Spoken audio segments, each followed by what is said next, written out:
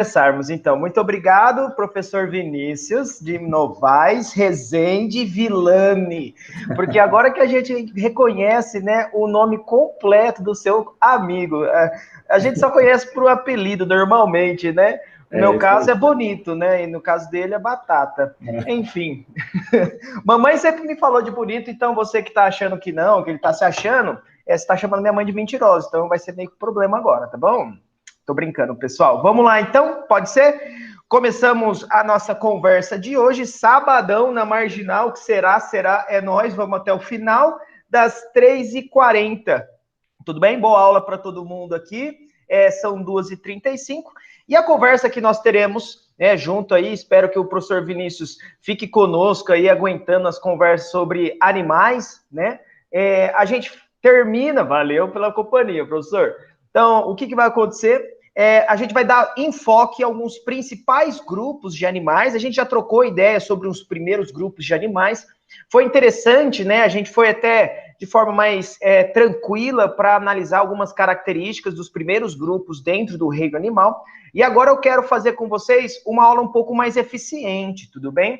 Então, se você está aí, né, pronto com o seu papiro, com o seu carvão, ou então, né, sua pedaço de pedra com a sua machadinha, fica tranquilo, tá? Os slides que eu vou apresentar para vocês hoje estarão disponíveis depois dessa nossa aula, tudo bem? Eu vou transformá-los em PDF para ficar mais fácil de você conseguir acessá-los, né? Baixar e acessá-los pelo seu próprio celular. Às vezes, essa forma, né? Estão evitando aí de imprimir as coisas nos lugares, então você vai acessando pelo PDF mesmo pelo celular, é facinho de você ir seguindo e depois copiar na sua casa, tudo bem? Então eu peço a gentileza de você ficar com seu papiro e carvão, não deixar eles de lado, mas ir anotando só as coisas que você acha mais interessante para depois montar aquele caderninho bonitinho, organizado da forma como você já está acostumada ou acostumado. Tudo bem? Sigamos então, beleza? Vamos compartilhar aqui a minha tela, apresentar a tela, deixa eu sair daqui, apresentar a tela. Compartilhar, você deve estar vendo aí o que eu estou vendo aqui, né? Então, vou aumentar meu PowerPoint, né, para a gente falar sobre esse grupinho aí, tá? Dentro do reino animal. Você aí que está tentando se encaixar, vamos tentar entender. Essa matéria que a gente está trocando ideia, a gente está estudando um pouquinho sobre a diversidade de vida que existe no planeta Terra. Focamos em animais e vegetais, visto que são os que são mais abordados em vestibulares, tudo bem? Então tá bom. Então estamos focando em animais e vegetais. Esses dois compreendem dois grupinhos, tá? O reino animal e o reino vegetal. Além desses dois, a gente tem mais outros grupinhos, também bem conhecidos, né, dentro das nossas salas de aula. Eu tenho o grupinho das bactérias, que é o grupinho mais antigo que existe aí, que chama-se reino Monera, tudo bem? Eu tenho um grupinho que evolutivamente veio depois das bactérias, chama-se reino protista, que dentro desse reino protista eu tenho dois grupinhos bem distintos entre si. Eu tenho as algas, né, que é aquela galera lá que faz fotossíntese, beleza? Aquilo que você come no seu temaki, no sushi da vida. E eu tenho os protozoários, tá? Um grupinho bem distinto de alga, né? A alga faz fotossíntese. O protozoário é um grupinho que ou tem vida livre, né, e sai comendo os outros para conseguir fonte de matéria e energia, ou então é parasita. Eu tenho aqui dentro desse grupinho dos protozoários doenças interessantes de serem lembradas depois. Doença de Chagas, leishmaniose, tudo bem? Não se esqueça, toxoplasmose também está dentro desse grupinho. Então, malária. Então, são doenças aí famosas desse grupinho protozoários dentro do reino protista. Então, beleza. Indo na sequência do pente, na sequência evolutiva, reino Monera, reino protista. Depois desse reino protista, a vida ela seguiu caminhos bem distintos. Foram surgindo, né, características novas e que foi fazendo com que esses grupos derivados desses dois, né, protozoários e as algas, se adaptassem de forma meio diferente. Por quê? Depois desse grupo, o reino protista, vieram outros três. O reino animal e vegetal, que a gente vai focar aqui nessa aula, e no final temos o reino fungi, beleza? Dos fungos, que é um cara muito estranho. Ele tem um pouquinho das características de vegetais, com um pouquinho das características de animais, né? Depois a gente vai trocar ideia, mas você sabe que no vestibular o reino fungi é bem abordado com aquelas questões de agente como é um agente decompositor, né? Que auxilia na decomposição da matéria orgânica, fornecendo nutrientes inorgânicos para os produtores se desenvolverem. A gente trocou ideia isso lá quando estávamos ainda presencialmente trocando ideia na ecologia. Tudo bem? Então, beleza. Eu te falei aqui a diversidade de vida hoje conhecida na Terra. Reino Monera, bactérias, reino protistas, algas e protozoários, reino fungi, fungos, reino animal e reino vegetal. Então, dentro do reino animal, a gente falou sobre os primeiros grupinhos na aula passada. Quais foram?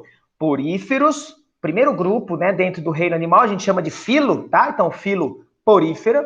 O próximo grupo, filo quinidária, dos corais, das águas-vivas, né, das anêmonas.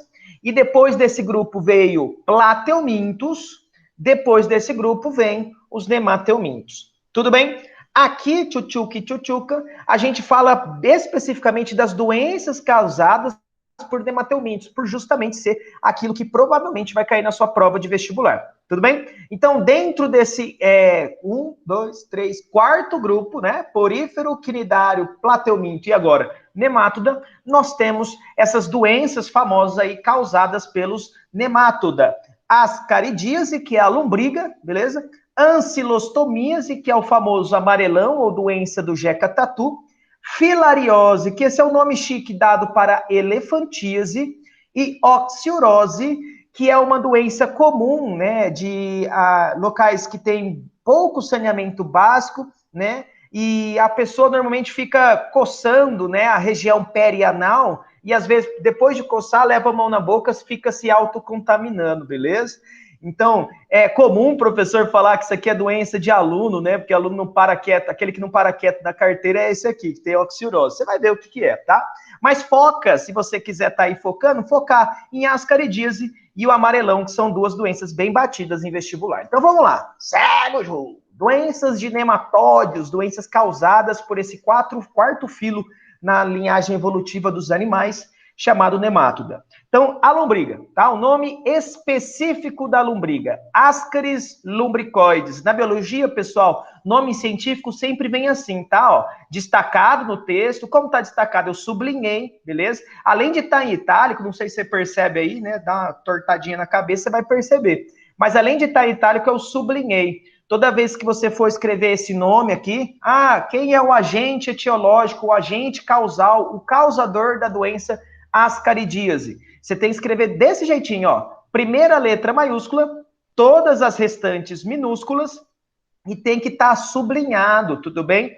É comum alguns alunos virem me perguntar o seguinte: professor, posso deixar em itálico na hora que eu estiver redigindo a minha resposta? Pode.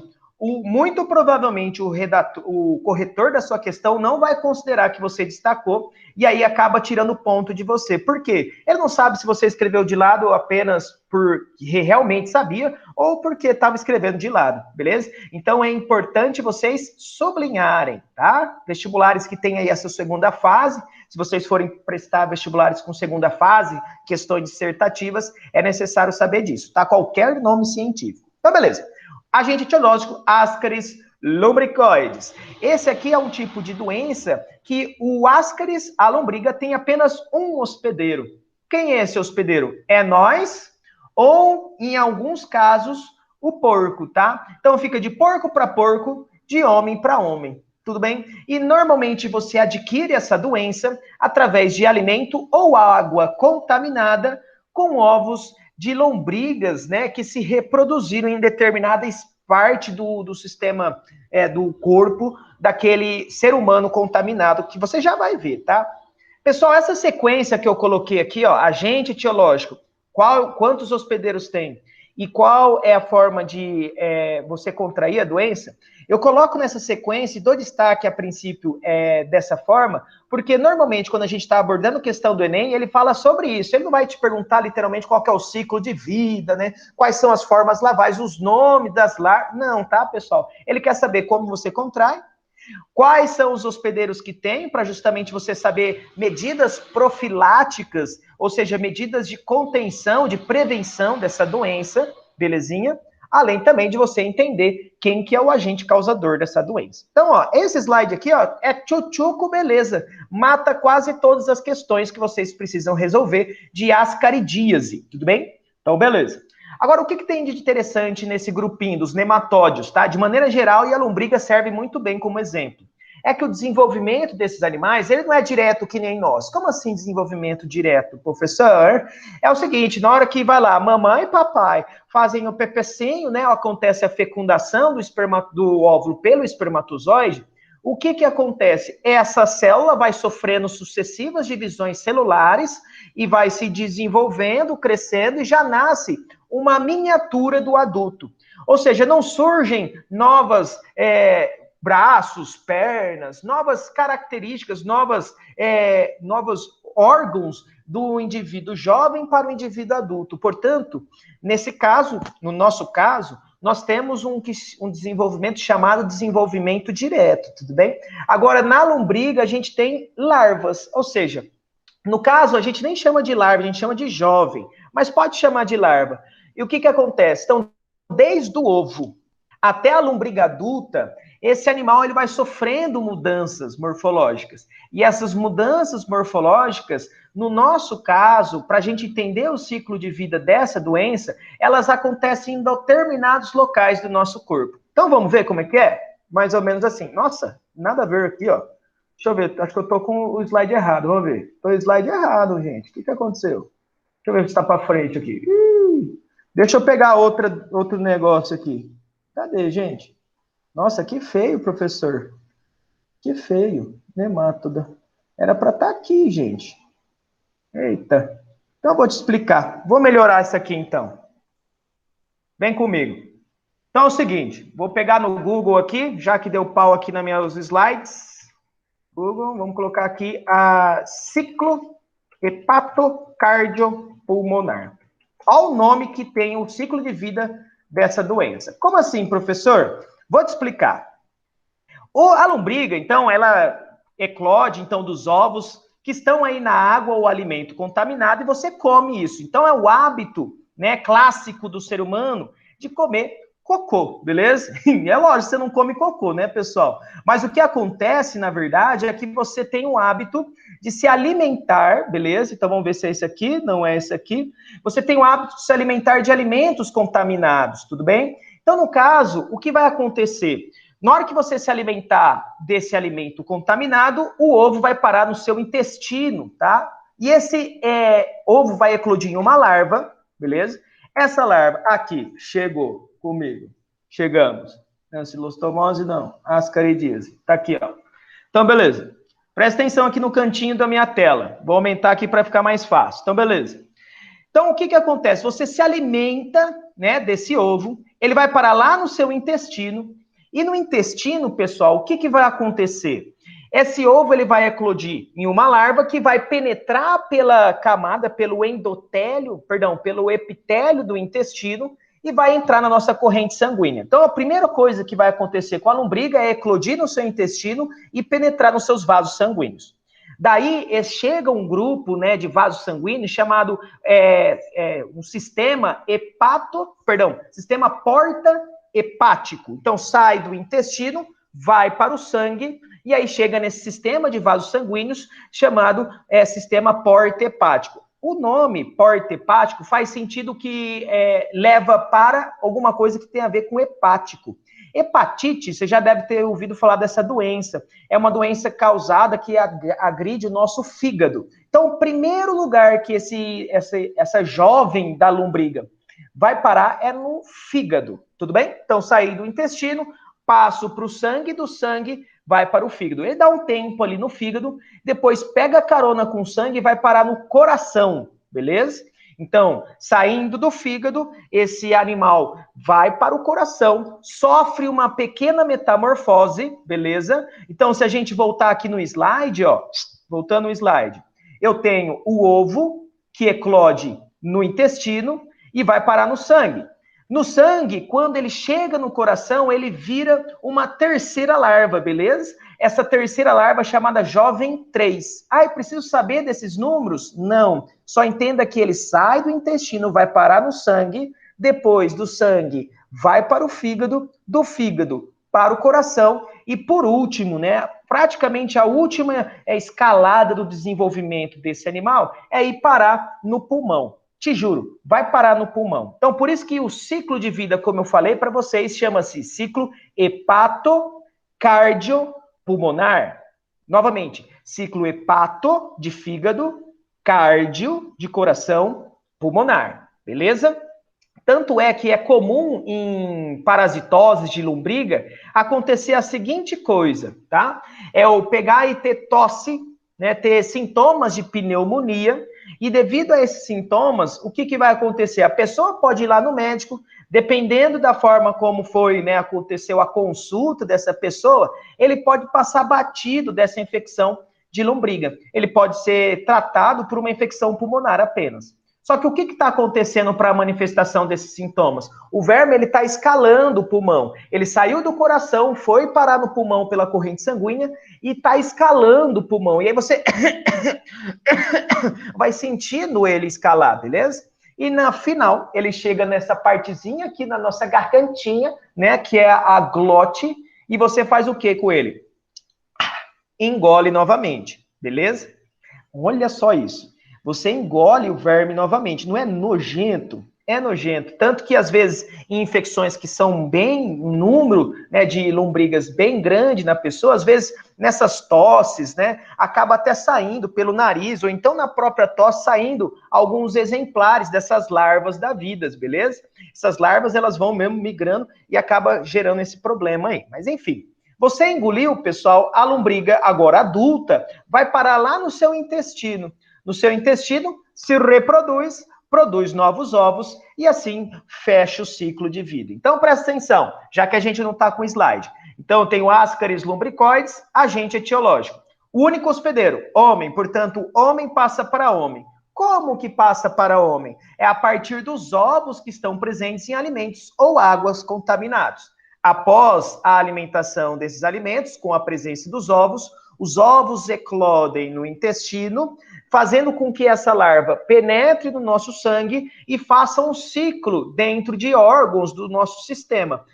Passa pelo fígado, passa pelo coração, termina no pulmão, escalando o pulmão, onde é deglutido novamente para ir parar no intestino e virar um verme adulto. Tudo bem, pessoal? Existem vários vídeos aí, se você quiser saber mais, se você tem, se gosta, né, dessa área de saúde, que tem vários vídeos de cirurgia mesmo lá no YouTube, mostrando, né, os médicos retirando esses vermes do intestino de pessoas, tá?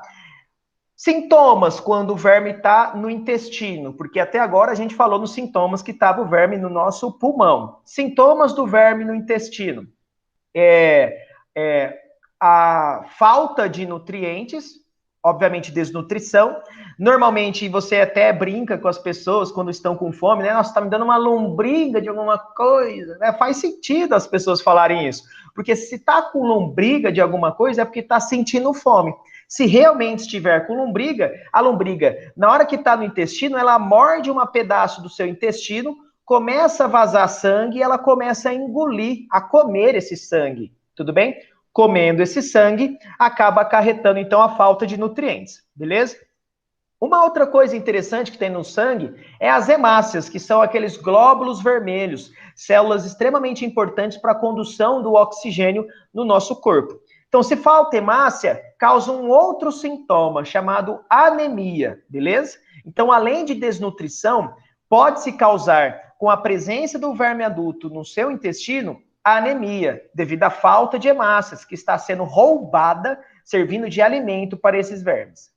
Por último, na hora que falta hemácia, pessoal, as pessoas costumam ficar sem oxigênio nos tecidos. E aí a sensação que se tem é de cansaço, de fraqueza, porque o oxigênio presente nos tecidos dá a capacidade das pessoas realizarem um processo chamado respiração celular. Se não tem muito oxigênio, não faz muita respiração celular. E sem esse processo, ou com esse processo com baixa intensidade, ineficiente, elas não têm, as células não têm energia suficiente para desempenhar as suas funções. Beleza? Tanto que a próxima doença, que é a ancilostomose, é uma doença que é causada também para um nematóide, que vai ficar no intestino, que vai causar essas mesmas coisas que eu estou falando que a lombriga causa, e que vai causar também essa fraqueza, e que o personagem do Monteiro Lobato, que chamava-se Jeca Tatu, ele sofreu preconceito na história que foi contada por justamente ser fraco, preguiçoso, né? Era uma figura de um sertanejo que era preguiçoso, né? Que era um cara que era um lavrador e que ele não queria trabalhar na roça, ele estava muito cansado e ele continuamente ficava cansado. E as pessoas achavam que ele estava cansado por ser preguiçoso, certo? Mas na verdade era porque ele estava contaminado com o verme em seu intestino. Beleza? Então o que fica de interessante de falar dessas duas doenças é a semelhança entre elas. Qual é a semelhança? Eu tenho um único hospedeiro, que é o homem. A forma como que o verme, né, as larvas do verme migram no corpo é a mesma, ou seja, você acaba adquirindo, o verme cai na corrente sanguínea, vai parar no fígado, depois no coração, depois no pulmão, você engole o verme novamente e ele vai parar adulto no seu intestino. As consequências, os sintomas desse verme no seu corpo também são as mesmas. Então, é anemia, é fraqueza, né? É a falta de nutrientes, tudo bem? Coisas que normalmente os caras acabam trazendo, né? De fazer com que se façam semelhança entre essas duas doenças. Mas fica aqui uma dica, tá, pessoal? Voltando aqui a minha cara com vocês. Fica a dica. O que eu posso distinguir a ascaridíase do amarelão? Basicamente, pelo agente etiológico, tudo bem? Então, eu vou voltar aqui uns slides para você conversar comigo, beleza? Então, o agente etiológico, vem aqui, slide, volta para mim. Tá aqui, tá aqui, tá aqui, aqui, beleza. Né? Então, além do agente etiológico, que na lombriga é o Ascaris lumbricoides, na ancilostomose ou amarelão, chama-se ancilostoma duodenale. Repetindo, ancilostoma duodenale, tá? É um verme que, ao invés de ser capturado, você adquirir ele através de alimento contaminado, o que vai acontecer é que você vai adquirir ele como o Jeca Tatu adquiriu. Não sei, pessoal, é que para mim é muito simples, tá? Me recordo muito dessa história do Jeca Tatu, mas eu vou tentar contar para vocês um pouquinho do que foi essa história. Jeca Tatu, como eu disse agora há pouco, era um lavrador, era um cara que trabalhava na roça, só que ele era um cara muito simples, né? As roupas eram bem simples e, aliás, ele nem tinha sapato, e é esse ponto que você tem que se ligar na doença. O Jeca Tatu andava descalço. Então, em vez dele se alimentar de alimentos contaminados para adquirir o amarelão, Jeca Tatu adquiriu o amarelão pela penetração ativa da larva no pé. Tá, pessoal? Então, ó, a lombriga se adquire se alimentando, né, de alimentos contaminados ou água contaminada. Agora, o amarelão é pela penetração ativa da larva pelo pé. Da onde veio essa larva? De um ovo. Da onde veio esse ovo? De fezes, beleza? Então, a pessoa defecou no mato, defecou no chão, na terra, ou então, algum lugar, por exemplo, vamos supor uma lavoura, né, uma plantação, numa horta. O cara está aguando a horta dele com água que já é contaminada, que não tem um processo de tratamento, que é contaminada com fezes, que é comum acontecer nas zonas rurais, né? A pessoa não dimensiona corretamente onde fica a fossa e onde fica o local onde ele está retirando água. Às vezes, então, essa água que ele está utilizando recebe a contaminação da fossa, e aí tem os ovos desse verme lá, beleza? Professor. Pois não. Então seria a lombriga, só que de uma forma mais aprimorada, repassada de outro jeito ou não? Gente, você foi perfeita nessa comparação. De verdade, porque assim, ó, é uma forma melhorada, porque na evolução, na biologia, não tem o que é melhor, o que é pior. É uma forma diferente e mais adaptada ao ambiente terrestre. Por quê? Veja, a lombriga ela tem que ter a chance de você comer um alimento contaminado ou tomar água contaminada para chegar em você. Agora, o amarelão não precisa disso.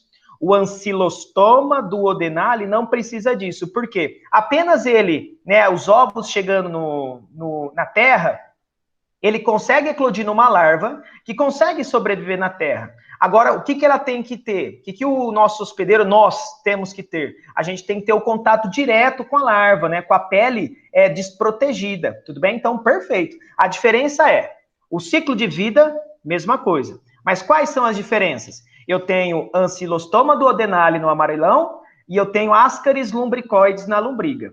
Forma de você contrair a doença, também tem diferenças. No amarelão, que é esse que a gente está trocando a ideia agora, é pela penetração ativa pela pele, normalmente pela pele dos pés, porque é a qual a gente entra mais em contato com esse ambiente contaminado, e no caso da lombriga, apenas por alimentos ou água contaminada. Beleza, viu? Falou chuchu, beleza. Falou chuchu, beleza. Bom, vamos lá então. Eu vou conseguir me virar aqui por conta dessas faltas do slide. Você vai ver que eu vou conseguir, ó. Então, o que eu vou apresentar agora para você é uma última doença dentro dos nemátoda para a gente seguir o jogo dentro do reino animal. Eu vou colocar aqui para você, ó, é a elefantíase. Você deve ter ouvido falar desse negócio aí, elefantíase. Normalmente, né, o sintoma que você vê da elefantíase é um aumento, né, bem característico de algumas partes do corpo. Você vai ver aqui que no Google você aparece isso aqui, ó, as pessoas com membros corporais, normalmente as pernas, né, como é apresentado, de vez em quando aparece, né, algumas outras partes. Isso aqui provavelmente é fake, viu, pessoal, dessa cara aqui. Mas normalmente as pernas ficam avantajadas assim. Então, o que acontece? Diferentemente de amarelão e a lombriga, que eles vão se localizar no intestino e vão ficar retirando o sangue, né, das pessoas, se alimentando do sangue das pessoas, o causador da elefantíase fica em outros vasos, fica em outro local, fica nos vasos chamados vasos linfáticos. E para ficar fácil, e não é que eu estou querendo deixar mais fácil, não, é porque é mais simples a gente entender qual é a função desses vasos linfáticos. Eu vou lembrar de vocês de um processo que provavelmente você já deve ter ouvido falar de alguma colega sua ou de algum colega seu que fez. Drenagem linfática, certo? Você já deve ter ouvido falar sobre isso. Até falam que é bom, né? Porque emagrece. Então, o que acontece? Na drenagem linfática é um processo de basicamente massagem de algumas partes do corpo, no qual, nessa massagem, eu elimino o excesso de água acumulado em tecidos, tudo bem? A drenagem linfática nada mais é do que, nesse efeito de massageio do nosso corpo, eu vou bombeando, basicamente, a água em excesso que está presente dentro desses vasos linfáticos. Portanto, vasos linfáticos faça sempre associação com a retirada do excesso de água do nosso corpo. Então, qual que é a ideia da elefantíase? Esse verme ele vai parar lá nesses vasos linfáticos, por conta da presença dele, ele entope esses vasos linfáticos, diminuindo a saída desse excesso de água. Pessoal, nossos tecidos sempre ficam eliminando água para inflamar, água para facilitar o deslocamento de células de defesa, água para que as células continuem, né, hidratadas e não ressequem e morrem, tudo bem? Só que o excesso de água era retirado por esses vasos linfáticos, que agora, com a presença desse verme, estão entupidos e acaba acarretando nesse acúmulo de água, tudo bem? Então, diferentemente da lombriga e amarelão, novamente, o verme que causa a elefantíase vai parar nos vasos linfáticos. Tudo bem? Agora vem a segunda diferença dessa doença com as outras que a gente acabou de aprender dos nemátoda. Qual que é a segunda diferença? Professor. Oi. O senhor disse que geralmente ela fica na perna e no pé, né? Por conta que penetra por lá, por causa de capital. Exatamente, por conta de penetra por lá, que você já vai. Eu ia falar até agora como que a gente adquire. Porque é diferente também da lombriga e do amarelão. Para adquirir essa doença, você não precisa nem comer coisa contaminada e também não adianta você ficar andando calçado. Tudo bem? Porque você perceber aqui nessas duas primeiras figuras aqui, ó, tá todo mundo calçado. Apesar de estar bem apertadinho os calçados aqui, mas tá todo mundo calçado. Como que eu adquiro a doença nesse caso? Esse é a evolução, como a colega falou, eu gostaria depois de saber o nome da colega que está participando com a gente, como a colega colocou de uma evolução, de uma melhoria, de certa forma, de uma vantagem que o verme adquiriu comparado com a lombriga, esse aqui é a evolução master, vamos colocar do nemátoda. Você adquire essa doença através da picada de um inseto. Sim, através da picada de um mosquito. Qual mosquito, professor? Bom, você está durante o dia, você deve estar por aí, né? Já deve ter acontecido com você encontrar uns mosquitos voando. Esse cara aí que está voando durante o dia, normalmente, é o Aedes aegypti, o tal mosquito da dengue. Pela picada de um mosquito Aedes aegypti, você pode adquirir elefantíase. Se está à noite, normalmente você acaba não vendo o que acontecer, mas o Aedes aegypti ele tem um hábito mais diurno, então é outro grupo de mosquitos que vão te picar durante a noite. Você chama ele de pernilongo, beleza? Que o gênero desse pernilongo é Culex, mas não precisa ficar preocupado com o gênero. Então, durante o dia eu posso pegar a elefantíase com a Aedes aegypti, o mosquito da dengue. Durante a noite eu posso pegar a elefantíase através do pernilongo. E tanto à noite quanto o dia, mas normalmente durante a noite, você também pode pegar por um outro mosquito, chamado mosquito prego, beleza? Anófeles, o gênero desse mosquito. Enfim, como eu adquiro elefantíase? Através de um inseto, pela picada de um inseto que vai sugar meu sangue. E como esse mosquito adquiriu essa elefantíase? Picando uma pessoa, por exemplo, essas pessoas que estão aí aqui com a foto no nosso Google aqui, essas pessoas estão contaminadas com elefantíase. Se um mosquito, qualquer um desses que eu falei para vocês, vier picar essas pessoas, ele pode adquirir os estágios larvais mais simples desse verme e na hora que for picar uma pessoa sadia, transmitir esse verme para a pessoa sadia.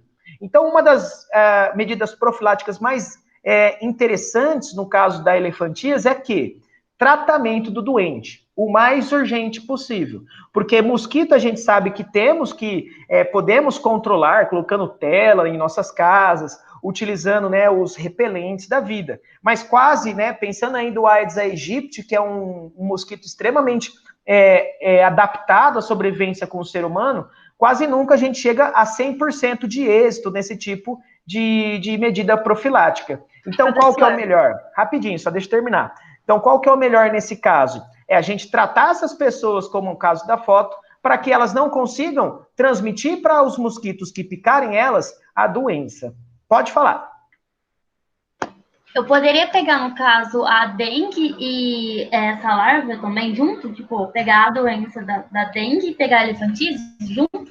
Já me fizeram essa pergunta até com aqueles vírus que estão juntos da dengue, né? Os primo, irmão de la zika, chikungunya e tal. Será que um mosquito da dengue, ao mesmo tempo, pode me dar dengue, zika, chikungunya, tudo junto, misturado, imagina? E aí eu já ia morrer? Não. E eu falo por que não, tá? Pode acontecer? Eu acho que em situação de laboratório forçado, a gente conseguiria. Mas o porquê? Porque o mosquito, ele também carrega consequências de carregar esses vírus, tudo bem? E a larva também. Então, na hora que o mosquitinho está voando e é parasitado com qualquer um desses organismos, seja essa larva que causa elefantíase, seja o vírus da dengue, por exemplo, ele também sofre com isso. Então, o que vai acontecer dentro do corpo do mosquito? Se eu tiver dois indivíduos, vamos supor, que nem você colocou, a larva da elefantíase e o vírus da dengue. Com dois parasitas, muito provavelmente esse mosquito, por consequência dessa parasitose que está acontecendo nele, ele não consiga voar e chegar no hospedeiro, ele acabe morrendo nesse caminho, tudo bem? Então, o que acontece sempre é, o mosquito que está te transmitindo a doença, ele vai te transmitir uma doença por vez. Ou é a dengue, ou é a zika, ou é o chikungunya, ou é o caso dessa elefantíase, beleza? Então, pode ficar tranquila. Você não vai receber o pacote, sabe? Aqueles que você compra, compre 3 e leve 4, sabe? De papel higiênico. Fique tranquila, Que bom, viu? né? Que God, graças a Deus, graças a Deus. Enfim, você percebeu que eu só fiquei falando o verme que causa elefantise, o verme que causa elefantise? É porque esse nomezinho científico quase nunca cai. Mas eu vou colocar aqui para vocês, tá bom? Ó, vou apresentar de novo o meu slide, só para você ter noção mais ou menos como que escreve. Então, tá aqui, compartilhando a tela. Então, tá aqui, ó. As 3 doenças famosas aqui, que eu falei dos nemátoda, beleza? Que são zooparasitas ou parasitas de animais, é a lombriga, Ascaris lumbricoides, o amarelão ou ancilostomose, ancilostoma duodenale, e a causadora da elefantise, que é esse nome chique aqui, ó, para você dar para sua futura filha. Wuchereria, e tem um complemento do Wuchereria, tá? Wuchereria bancroft. Wuchereria bancroft. Por conta desse nome estranho, por isso que vestibular costuma não abordar elefantise. O que ele costuma abordar? Aquilo que normalmente a gente vê, principalmente em periferias de cidade, no qual o saneamento básico normalmente não é tão claro, não é tão bem colocado, né? Principalmente em bairros que são clandestinos, tudo bem, pessoal? E por que o vestibular te cobra isso? Por que a FUVEST quer saber do cara que está entrando na USP, se ele sabe disso? Por que a Unicamp, a Unesp quer saber isso? Pessoal, simplesmente porque ele quer um aluno que tenha consciência social. E ele tem que saber que mesmo aonde que ele estiver, na onde ele estiver, ele tem que saber que tem doenças que, se futuramente esse aluno for um tomador de decisões, se for trabalhar no poder público, ele saiba que tem essas doenças e como, né, agir contra elas. Tudo bem? Belezinha? Bom, é isso que eu queria apresentar sobre nemátoda. Nemátoda é doença. Lombriga, amarelão, elefantise. Lombriga e amarelão, aquele ciclo de vida que vai do intestino para o fígado, fígado, coração, coração, pulmão, pulmão engole de novo, ai que delícia, vai parar no intestino. Já a elefantise tem a participação de um segundo hospedeiro, não é mais só um hospedeiro, tem um segundo hospedeiro que é o mosquito, e aí você contrai pela picada do mosquito. Agora chega sim, dentro do reino animal, os 2 grupinhos que são super, hiper, master, blaster, aster, ultra, super, super, abordados, que é artrópodes. Se você for lá e pesquisar, fazer as pesquisas dos últimos 50 anos de Enem, não tem, tá? Mas os últimos, todos os anos do Enem, quais filos, quais grupos dentro do reino animal são mais abordados? Ele vai falar dos artrópodes, que é esse que a gente vai trocar agora ideia, e dos cordados, que eu, você, estamos aí, né? Não sei se todo mundo está acordado aqui, talvez esteja alguém dormindo, né? Piadinha sem graça, eu sei, Vinícius de Novaes, Rezende, Vilani, tá? Eu sei que foi sem graça essa piada, mas vamos passar para os artrópodes para depois trocar ideia com os cordados. Ai, vamos aqui, alguém falou no chat aqui, tá vendo, ó? Piada muito engraçada, professor Vinícius de Novaes, Rezende, Vilani. PowerPoint agora que eu vou pegar aqui, ó. Artrópode, artrópoda. Pronto. Agora esse vai estar certo, viu? Eu tenho certeza que vai estar certo. Então, apresentar agora uma tela inteira. Compartilhar. Tá compartilhando minha tela e tá aqui, ó. Ai, que bonitinho! As abelhinhas dormindo aqui. Eu curti muito essa foto. O cara foi ninja em conseguir tirar essa foto. O que acontece? Aqui, eu acho que são duas abelhas, tá? Que, devido ao tempo que elas ficaram fora da colmeia, elas estavam buscando pólen, na verdade, estavam buscando néctar, né? Para levar para a colmeia. Muito provavelmente, elas acabaram se perdendo e ficaram juntinhas aí nessa flor, né? Passando um frio, por isso que elas ficaram juntinhas aí, para diminuir, então, a perda de calor, e acabaram se repousando, posando, né? Minha avó fala assim, você vai posar esse final de semana aqui? Então, posaram nessa flor que elas encontraram aí. Pessoal, só uma dica, tá? Esse animal aqui, a abelhinha, é um exemplo desse grupão aí que a gente vai falar, que é os artrópodes, com esse nome chique aqui, artrópoda. Mas aqui, por exemplo, só para você ter noção, elas estão quase em coma, tá? É literalmente um coma induzido por elas próprias, pela fisiologia do corpo próprio. Porque esse animal, ele consome tanta energia, ele tem um metabolismo tão acelerado que durante a noite, no qual ele está inativo, basicamente, ele não vai sair porque existem diversos predadores, Na evolução, esses animais acabam hibernando. Esse é o termo correto, técnico, para esse período. Eles hibernam durante a noite e no raiar do dia, na verdade, com o aumento da temperatura, elas acabam aumentando, acelerando novamente o metabolismo e voltando em atividade. Então, durante a noite, desacelera o metabolismo para diminuir a perda de energia, né, por conta do metabolismo acelerado. Depois, durante o dia, acelera novamente. Por isso que é comum, quando a pessoa vai arrancar uma colmeia de abelha, um enxame de abelha, costumar fazer isso para o final da tarde ou no meio da noite. Aí taca uma fumaça. Nossa, isso aí é uma outra coisa interessante que eu estudei há uns 2 anos atrás, o porquê da fumaça. Não é porque elas ficam desorientadas, não. É porque simula um incêndio na floresta. E quando tem um incêndio, todas as abelhas ficam junto para proteger a rainha. Olha só que louco, né? Mas vamos lá, deixa eu ver o que falaram aqui no chat. No chat. Que agonia, senhor. Ah, meu Deus. Você não gosta de abelha, Carol? Fala com nós aí. Abelha, abelhinha, né? Tadinha. Então, enfim. Vamos falar, então, sobre as características gerais desse grupo, as fisiologias que a gente vai comparar e a classificação. Eu dou a dica. No Enem, ele faz relação de artrópode com algum cotidiano nosso, como é comum em todas as questões de biologia. Já disse aqui, né? As abelhas estão aí, ó, participando, estão cheias de pólen um ao lado do outro. Então, se for perguntar de abelha, pode perguntar sobre a fisiologia, né? Como eu contei agora uma história para vocês sobre elas hibernarem e depois acordarem durante o dia. Podem também trocar ideia sobre a classificação, mas normalmente perguntam qual que é a importância ecológica das abelhas. E aí você já vai fazer a associação, né, pessoal? Abelha com pólen, flor é fazer a polinização. Importantíssimo para a produção de alimentos, né? Tanto que provavelmente você já deve ter visto um monte de notícia falando que a população de abelha diminuiu no mundo. E com isso, a produção de alimentos mundial sofre, né, com a redução na produtividade, porque esses animais aí é o que fazem o serviço nanotecnológico que o ser humano não tem a condição de fazer. Imagina, destrói todas as abelhas, desaparece com todas. O que a gente vai ter que fazer? A maior parte dos nossos alimentos são ou frutos ou sementes que estão armazenadas ou guardadas em frutos. E para o surgimento desses frutos, para o surgimento dessas sementes, é necessária a polinização. Então as pessoas iam ter que ficar indo lá no campo com a mão, né, polinizando folha por flor por flor. Você imagina o trabalho que ia dar? Pois bem, é um trabalho que não existe, tá? Não tem como se fazer. Graças a Deus existem esses animais aí. Pode falar comigo. Filme que faz uma crítica a isso, que é o B-Movie.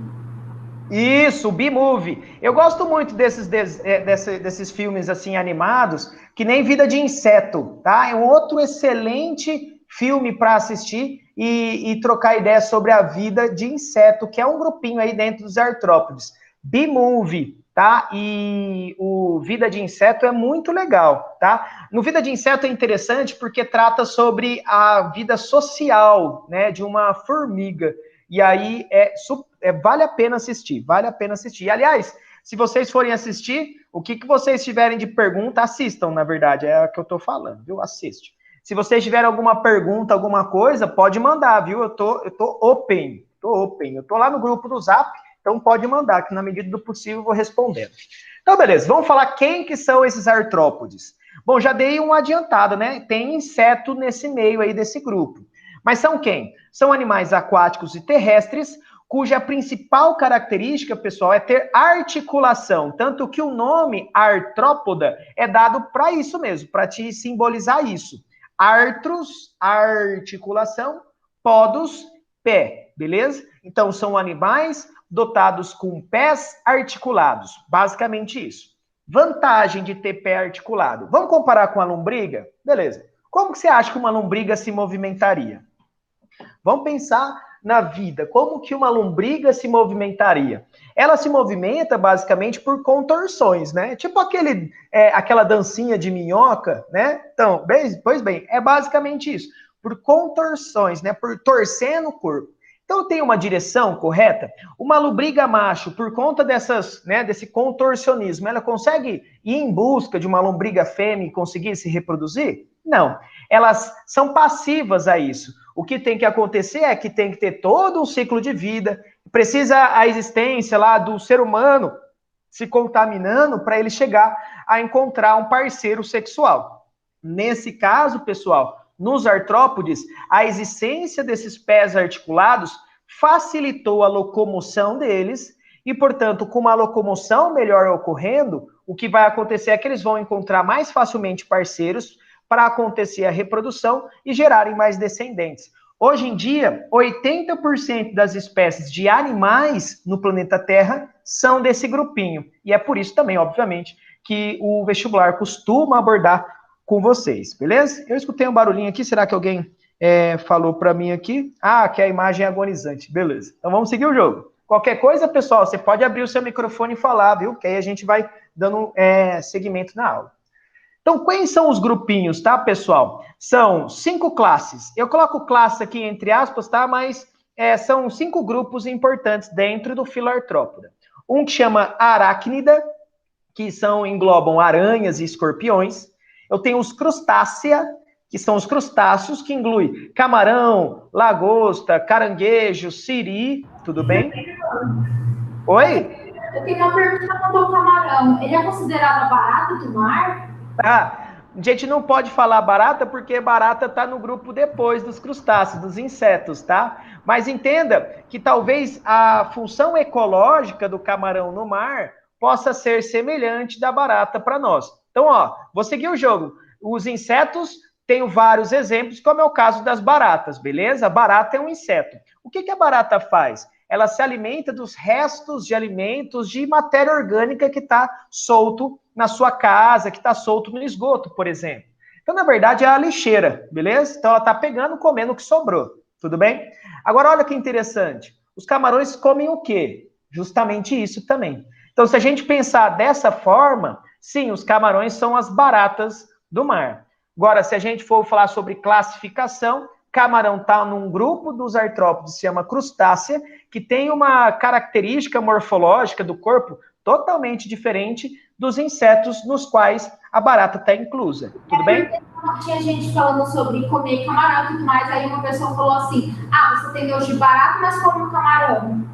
Essa pessoa foi certinho. É porque, assim, na hora que a gente está comendo camarão, eu só faço uma ressalva, assim, mas eu também, eu seria uma pessoa dessa para fazer esse tipo de comentário. Mas por que eu melhoraria o comentário?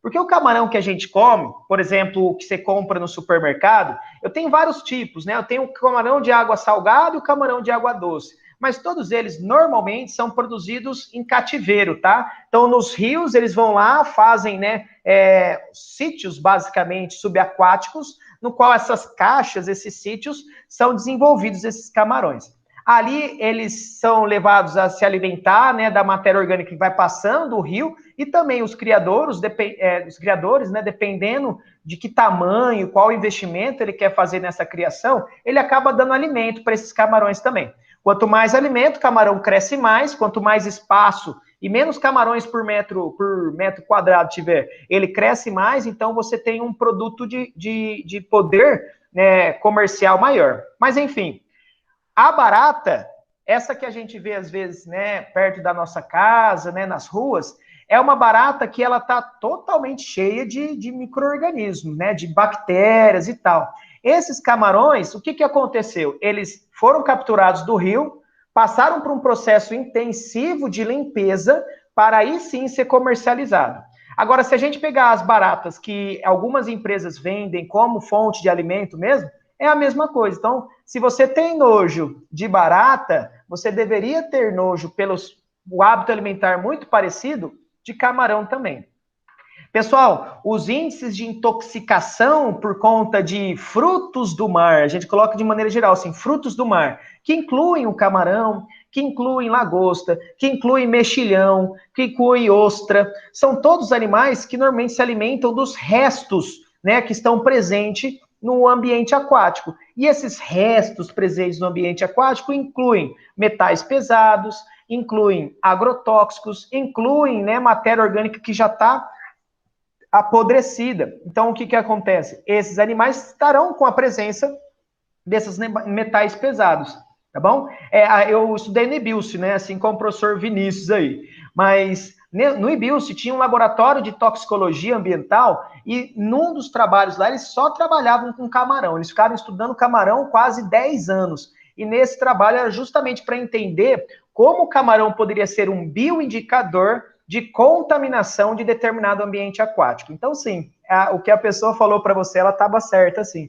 Se você tem nojo de barata, que é tudo contaminada, um camarão atualmente encontrado não é tão diferente disso, não. Professor, eu nunca comi camarão, então sei lá, né? Olha, vou ser sincero para você, eu adoro camarão, só que eu acho que por conta da pandemia, meu corpo ele se adaptou ao estado financeiro da minha conta, e aí eu desenvolvi uma alergia a camarão, tá bom? Então eu tô livre do camarão, eu falo assim, não como porque eu tô com alergia. Uma alergia do camarão, né? Eu desenvolvi a alergia do camarão. Vou colocar dessa forma, tá? Quando eu for mais rico, talvez eu não desenvolva mais essa alergia. Mas assim, ó, come camarão, tá? Não tem importância. Um camarão, 2, 3, 4, não vai ter problema na sua vida. Agora, ao longo da sua vida, né, você vai acumulando metais pesados, mas não só no camarão, pessoal. Assim, se a gente fosse falar de verdade, de verdadeira, a carne vem contaminada com antibióticos, às vezes contaminadas com metais pesados, tudo está contaminado com agrotóxicos, por exemplo. Então, se a gente fosse parar para pensar, a gente está perdido, tá? O importante é você fazer o que é certo na tua vida. Então, vamos evitar de fazer várias coisas, né? Inclusive de fomentar, por exemplo, a utilização de agrotóxico e contaminação de ambiente aquático para fazer um pouquinho melhor. Pode falar. Quem falou comigo, eu vou ver até aqui o chat que falaram alguma coisa aqui. Pode falar. Uma dúvida, qual que é o papel do fitoplâncton? Top. Então, quando a gente falou lá na ecologia sobre pirâmide de biomassa, o camarão, por exemplo, ele faz parte de um grupinho, existem camarões maiores, existem camarões menores, mas ele faz de um grupinho chamado zooplâncton, que ele se alimenta dessa matéria orgânica, só que se alimenta também de algas, e as algas constituem uma grande parte desse grupo aí que você falou, fitoplâncton. Essa palavra fito, pessoal, sempre faça associação com planta, tá bom? Alga é planta? Não. Mas se você pensar fitoplâncton, então tem que ter alguma coisa associada com planta. O que quando você estudou, desde quando você rabiscava a parede com giz, o que você estudou que planta faz? Que planta absorve energia luminosa para produzir o seu próprio alimento. Esse processo nós damos o nome de fotossíntese. Então, qual seria o papel do fitoplâncton em um ambiente? Seria fazer fotossíntese. E por conta de fazer fotossíntese, produzir várias coisas importantes para o ambiente aquático. 1, oxigênio. 2, matéria, tá? Então, tudo começa com fitoplâncton, se a gente for parar para pensar no ambiente aquático, tá? Então, é como se fossem as plantas do ambiente aquático. É o começo da cadeia alimentar, tá bom? Entendi, obrigada. Que é isso, tamo juntos. Então, beleza, e para o crustáceo, né? Porque com certeza vocês devem ter pensado aí numa paella, né? Uma paella, coisa que o professor Vinícius aí come todo final de semana. Ele faz aquelas paella, né, espanhola, que vai todos esses frutos do mar. É super interessante. Hoje, se eu cheirar uma paella, eu acabo morrendo de alergia. Mas lembra, tá? Quando eu ficar mais rico, provavelmente isso não vai se desenvolver. Continuando, pessoal. Qual outro grupo aí dentro dos artrópodes são importantes? Os insetos, que incluem libélula, besouros, barbeiros. Barbeiro, pessoal, não é aquele que corta a barba, hein? Pelo amor de Deus. É aquele que você deve ter ouvido falar que transmite a doença de Chagas, parecida com a Maria Fedida, do mesmo grupinho. Abelhas, moscas, mosquitos, junto do grupo das moscas, e inclusive essa galera aqui que é pulga, tudo bem? Junto das pulgas, uma coisa muito parecida, tá? Mas não é inseto, é aracnídeo. São os ácaros e os carrapatos, tudo bem? Ácaro é aquilo que está normalmente no seu travesseiro, que está na sua cama, tudo bem? Aí um carrapato você já deve ter visto aí em cachorro, né? E para acabar, 2 grupinhos que são pouco abordados em vestibular, mas são importantes na ecologia, que é quilópoda e diplópoda. Que quilópoda é a lacraia, que é um bicho extremamente venenoso, tem que tomar cuidado, mas importante, né, para a manutenção da controle populacional de vários insetos. lacraia come barata, lacraia come até de vez em quando pequenos mamíferos, ratos, só para você ter noção. E diplópoda é o piolho de cobra, tá? Piolho de cobra ajuda fungo e bactéria a fazer a decomposição. Mas vamos para a figura que fica mais bonita, tá bom? Ó, eu só coloquei aqui nesse slide mais bonitos insetos, é porque esse grupo é o que é super abordado no vestibular dentro dos artrópodes, tá?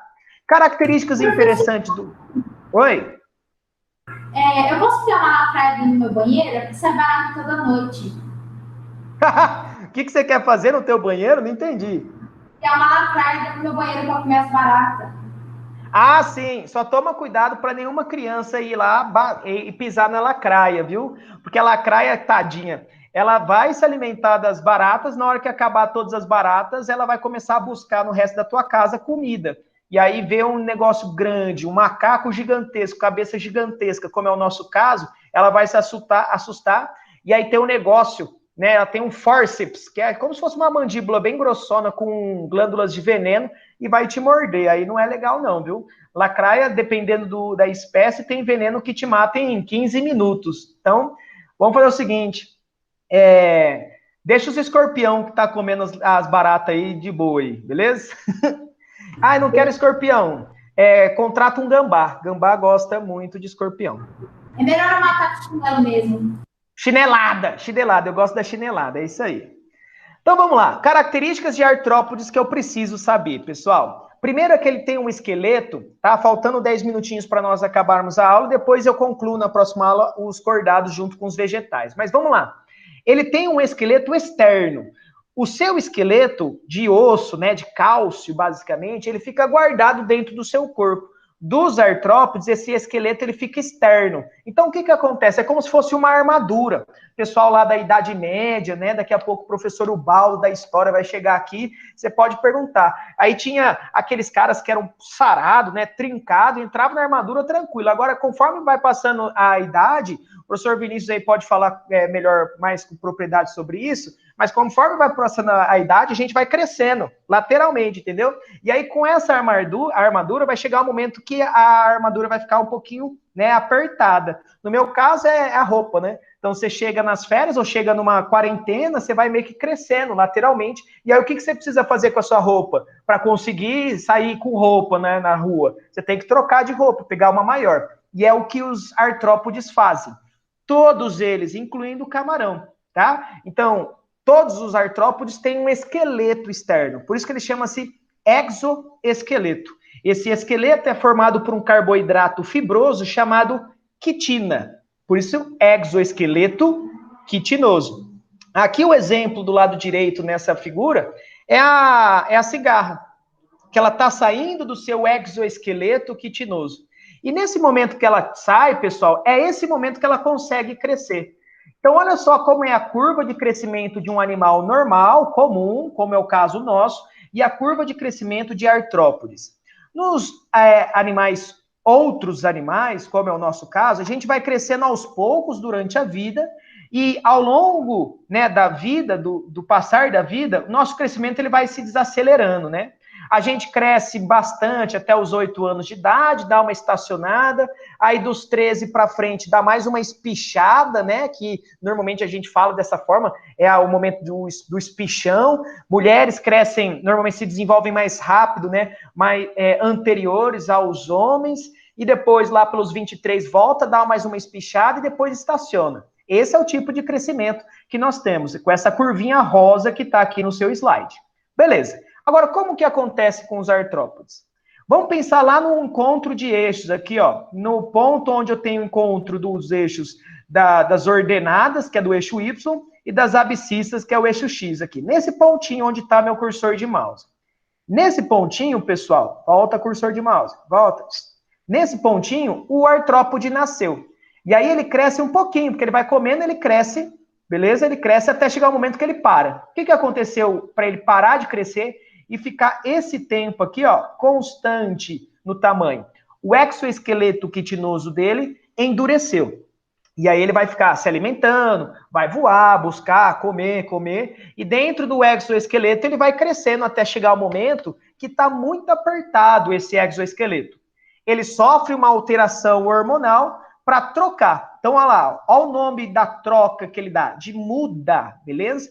Tecnicamente, a gente costuma falar de ecdise, tudo bem? Então, ele sofre uma muda, como é o caso dessa cigarra que está aqui na nossa foto, e vai lá e cresce rapidamente. Ó, crescimento rápido. Então, ele cresce rapidamente até o exoesqueleto ficar rígido de novo. É importante para o animal crescer rápido nesse momento? Por quê? Enquanto o exoesqueleto quitinoso não enrijece, o que vai acontecer é que ele está vulnerável, muito vulnerável para predador. Tudo bem? Olha como que acontece a ecdise, ó. Então, a cigarra, ela sai desse jeito, ó. É como se ela estivesse brotando novamente, beleza? Então, em outras palavras, os artrópodes vão sofrendo essas mudas e, por conta dessas mudas, eles vão tendo esse tipo de crescimento. Gráfico que já caiu em seu vestibular, tá bom? Então, você vê crescimento em escadinha, você vai ver que é um artrópode que ele está representando para você nesse gráfico. Pode falar? Professor, pois não. A troca de pele da cobra seria comparada a isso ou não? Sim, senhora. Sim, senhora. Então, no caso da cobra, né, a gente também, tá? A gente troca de pele, só que a gente quase não percebe. Principalmente para quem toma banho. Mas, no caso da cobra, em vez de ser quitina, a gente tem um revestimento externo de queratina, que é uma proteína. Tudo bem? Só que, assim, o esqueleto da cobra é externo? Não é, né? O esqueleto da cobra é interno. Então, eu não posso falar de exoesqueleto, no caso da cobra, queratinoso. O que ela tem? Apenas uma camada bem grossa, externa, de queratina. E conforme ela vai crescendo, essa camada externa acaba ficando curta, né? Muito apertada, ela faz a troca. Tá? Dependendo do estágio nutricional, a cobra troca ela inteirinha, assim, ó. Você consegue, né, às vezes, encontrar essas mudas aí de cobra solta na natureza. Beleza. Então, exoesqueleto quitinoso, uma das coisas importantes desse filo aí. Outra coisa, como o próprio nome fala, tá? Eu errei aqui no filo Annelida, tá? Mas você me perdoa. Então, outra coisa, apêndices articulados. E como eu falei já para vocês, a presença desses apêndices articulados, ela dá maior movimentação para esses animais. Nessa figura à sua direita, o que eu tenho? Eu tenho vários pedacinhos da perna, né, de um artrópode. Eu tenho até a garrinha aqui bonitinha. E por conta dessas articulações que nós temos, dessas partes, parece até uma perna mesmo, né? Eu tenho aqui, por exemplo, o fêmur, o joelho, né? Depois a panturrilha. Com essa articulação, ele se movimenta melhor, assim consegue obter, encontrar alimento de forma melhor, consegue encontrar parceiros para reprodução melhor e assim gerar mais descendentes. Então, apêndices articulados é uma das características super importantes dos artrópodes. Segunda coisa importante, a presença de asa. Nem todo artrópode tem asa, beleza? Como é o caso, por exemplo, das formigas. Cadê minha formiga? Não está aqui. Ou então a aranha mesmo. A aranha é um exemplo de artrópode e que não tem asa. Mas qual é a vantagem de asa, pessoal? Então, se eu tenho além das articulações, eu tenho asa, eu potencializo ainda mais esses efeitos que eu acabei de comentar com vocês. Efeito de encontrar alimento e efeito de encontrar parceiro de reprodução. Beleza? Tá aí quem não gosta de barata, tá aí para vocês, ó. Se você pegar essa figurinha aqui do lado direito, ela até parece, né, a figura do super-homem, assim, ó, com a capa do super-homem, né, sei lá. Eu achei muito louca essa figura aqui. E aí o pessoal não gosta de barata. Tadinha.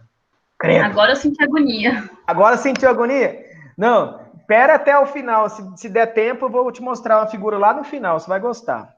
Tô brincando, não vai desligar, não desliga o computador ainda não, calma, não vai acontecer nada não. E outra coisa também, sai Covid, é que o corpo desses animais é extremamente segmentado. Se a gente pegar a lombriga, que a gente estava estudando agora há pouco, ele é um fio, né? É um fio inteiriço. Agora, nos artrópodes, eu tenho bem a distinção, normalmente, como é o caso dos insetos, de uma cabeça, eu tenho uma região da onde saem as asas, eu tenho uma região que é posterior a essa região que saem as asas. Então, essa segmentação corporal é muito evidente em artrópode. E qual é a vantagem disso, pessoal? É compartimentalização. Se você for numa empresa, por exemplo, e analisar a estrutura de uma empresa que seja bem eficiente, você vai perceber que existem bons líderes, então são pessoas que sabem melhorar a vida de seus funcionários, que saibam fornecer tudo o que eles precisam para dar o seu melhor. Mas fora esse papo de coach, o que uma boa empresa tem? Ela sabe delegar funções. Então, eu tenho uma parte da empresa responsável por uma coisa e ela se torna especialista nisso, e aí eu estou uma outra parte de empresa para funcionar para outra coisa que é importante para a minha empresa, e esse grupo se torna especialista nisso. Então, essa delegação de funções faz com que tudo funcione de forma mais eficiente. A mesma coisa acontece com compartimentalização de partes do corpo. Então, se eu tenho uma região da cabeça, uma cefalização, nessa região eu vou agrupar sensores, eu vou agrupar formas de aglomerar neurônios e assim começar a ter uma cognição melhor das influências, né, dos estímulos ambientais, como é o caso da cabeçona aqui desse nosso inseto. Eu tenho os olhos, eu tenho as antenas, né? Eu tenho até regiões cheias de pelinhos, né? Cerdas, na verdade, que são como se fosse o nariz desses insetos. Então, essa compartimentalização, com um corpo bem segmentado, como está escrito aqui no seu slide, faz com que os artrópodes sejam extremamente eficientes na sua fisiologia. Beleza? Bom, aqui são 3h40, fica mais só 1 minutinho, 2 minutinhos para eu te contar os grupos, tudo bem? Então, estamos lá. Dentro do filoartrópode, como eu falei para vocês, tem um grupinho que é o aracnida. E desses grupos, pessoal, eu puxei em vermelhão, bonitão aqui, aquilo que você não pode esquecer. Bom, nas aranhas, eu tenho um corpo dividido em céfalo, tórax e abdômen. Céfalo-tórax é porque a parte do tórax, que no nosso caso seria onde tem aqui o peito, né, as costelas, ela é fusionado com a cabeça, beleza? Por isso que eu chamo de céfalo-tórax. O abdômen, nas aranhas, é onde eu vou ter as vísceras, né? Então, na bundona, na bunda, né, da aranha que a gente fala, é o abdômen dela. E nesse abdômen eu tenho o intestino, eu tenho os órgãos reprodutores, e além disso, eu tenho as fiandeiras, né? No caso das aranhas, elas fazem fios para fazer ou tocas ou armadilhas para capturar as suas presas. Outra coisa importante desse grupo é que todos eles têm 4 pares de patas. Olha nessa aranha minha. 1, 2, 3, 4. Professor, e aquele ali na frente? É o que nós chamamos de pedipalpo, que faz parte, pessoal, de sensor, tá? Na verdade, ele é uma estrutura sensitiva para a aranha saber melhor se tem presa próximo, se tem predador próximo, tudo bem? Então, não é, na verdade, pata, né? Não é um apêndice locomotor. Então, o que é pata aqui? Essa, 1, 2, 3, 4. Todas saindo do céfalo-tórax. Então, resumindo, aracnídeos, aranhas e escorpiões, o corpo é dividido em céfalo-tórax e abdômen e a presença de 4 patas, beleza? Ó, o escorpião também é a mesma coisa, só que o abdômen dele é o seguinte, eu tenho um abdômen próximo ao céfalo-tórax e depois um pós-abdômen. Ainda é o abdômen, viu, pessoal? Só que modificado num rabo, com a presença de um aguilhão, ou, no caso, você pode chamar também de ferrão. Tudo bem? Os pedipalpos no escorpião, ao invés de funcionarem como estruturas sensitivas, funcionam para manipulação de suas presas ou proteção contra predadores, tudo bem? São as pinças da vida aí. Temos aqui a fisiologia, mas o que é importante mesmo é saber dividir os aracnídeos aí nessa divisão corporal, cefalotórax e abdômen, 4 pares de patas. Já estou terminando, professor Vinícius. Crustáceos, camarões, olha ali, é um grupo derivado dos aracnídeos, então o corpo é dividido bem parecido, cefalotórax e abdômen, só que agora há a existência de antenas. Nas aranhas não tinha antenas, funcionava qual estrutura para sensor? Eram os pedipalpos. Agora eu tenho 2 pares de antenas, tudo bem? E as patas, professor, também são 4 pares? Não, aqui tenho muitos. Tem um grupinho dentro dos crustáceos, como é o caso do camarão, chama-se decápoda. Deca de 10, poda de pés. Então tem 10 pés aí da vida. Então o importante aqui é saber que tem um corpo dividido em cefalotórax e abdômen, só que o interessante é a presença de 2 pares de antena. Lembra, pessoal? Vou fornecer esses slides para vocês, fica tranquilo, tá? E dos nemátodos também corrigido, fica sossegado. Então tá bom, vamos para o próximo grupo. Insetos. Corpo dividido em cabeça, tórax e abdômen. Mudou agora, viu? Ó, cabeça, tórax e abdômen. Mudou também o tanto de antena, 1 par, beleza? E mudou também o tanto de patas, 3 pares de patas. Vamos contar? 1, 2, 3, beleza? Ah, e não é 3 pares? Isso, tem do outro lado também, tá? Ó, 1, 2, 3 aqui também. Então, beleza. Então, dos insetos, corpo dividido em cabeça, tórax e abdômen, 1 par de antenas e 3 pares de patas. E os últimos grupinhos, como eu falei aqui pouco, caía quilópoda e diplópoda, o corpo é dividido em cabeça e tronco, tem 1 par de antenas, e aí os apêndices pode ser assim, ó, 1 ou 2 por segmento desse tronco da vida aqui. Esse grupinho, pessoal, toda a fisiologia é muito parecida com os insetos. Você vai conseguir separar bonitinho, observando essa tabela aqui que está no último slide para vocês, tudo bem? Então fica a dica. O que lembrar de artrópodes? A importância ecológica, como é o caso das abelhas, a separação deles do corpo e da presença de patas, para você separar esses grupões, e depois relembrar só um pouquinho dos tipos de respiração e excreção para você que for fazer uma prova específica, tudo bem? Pessoal, fica disponível aí para vocês mandarem pergunta para o WhatsApp, pode ficar tranquilo, que na medida do possível eu vou respondendo, tudo bem? Esses slides eu vou fornecer bonitinho para vocês durante essa semana, para vocês poderem ir acompanhando, tudo bem? Belezinha? Fico aqui meu abraço, professor Vinícius, desculpa aí, tá a 3h46 atrapalhando você, foi mal, viu? É o Ubaldo, né? Agora é o Ubaldo. Ele entra daqui a pouco. Assim. Beleza, velho, valeu. Beleza? Obrigado, viu, pessoal? Tamo junto aí, na próxima vez, eu não sei ainda quando vai ser, espero que seja, né, bem cedo assim, mas tamo junto, viu? Obrigado aí, Vinição. Valeu, professor, até. Valeu, Carol. Valeu, pessoal que participou aí. Abraço. Como é que eu saio aqui? Ah, já sei.